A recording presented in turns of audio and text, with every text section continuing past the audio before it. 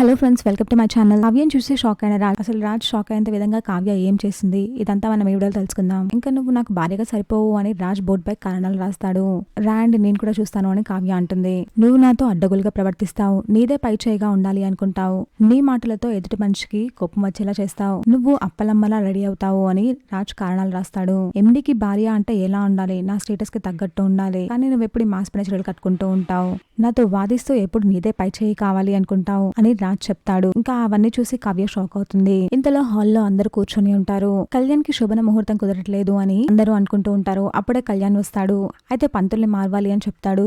అంతెందుకు, ముహూర్తం కుదరపోతే 1 year వరకు కూడా జరగదు అని ఇందిరాదేవి అంటుంది. దానికి కళ్యాణ్ డల్ గా ఫేస్ పెడతాడు. ఇంకా కావ్య కాఫీ తీసుకుని రాజ్ దగ్గరికి వెళ్తుంది. కావ్య నోటికి ప్లాస్టర్ వేసుకుని ఉంటుంది. కావ్య నోటుకున్న ప్లాస్టర్ తీసి ఎందుకు అని రాజ్ అడుగుతాడు. మీతో వాదిస్తాను అని రాశారు కదా, అందుకే మీతో మాట్లాడకుండా ఇలా ప్లాస్టర్ వేసుకున్నాను అని కావ్య చెప్తుంది. 30 రోజుల్లో మీకు నేను నచ్చే విధంగా నాపై చెప్పడానికి కారణం కూడా లేకుండా చేసుకుంటాను అని కావ్య అంటుంది. అది జన్మలో జరగదు అని రాజ్ కాఫీ తాగుతాడు. ఇంకా రాజ్ ఆఫీస్ కి వెళ్తాడు. అప్పుడే కార్ల నుంచి కావ్య దిగుతుంది. కావ్య చాలా మోడర్న్ గా అందంగా రెడీ అయ్యి వస్తుంది. అది చూసిన రాజ్ ఒక్కసారిగా షాక్ అవుతాడు. ఇంతటితో ఈరోజు ఎపిసోడ్ ముగుస్తుంది. చూసాక ఫ్రెండ్స్, మరి ఏం జరగబోతుందో, ఇలాంటి జెన్యూన్ అండ్ గ్రేట్ అప్డేట్స్ కోసం మా ఛానల్ ని సబ్స్క్రైబ్ చేసుకోండి.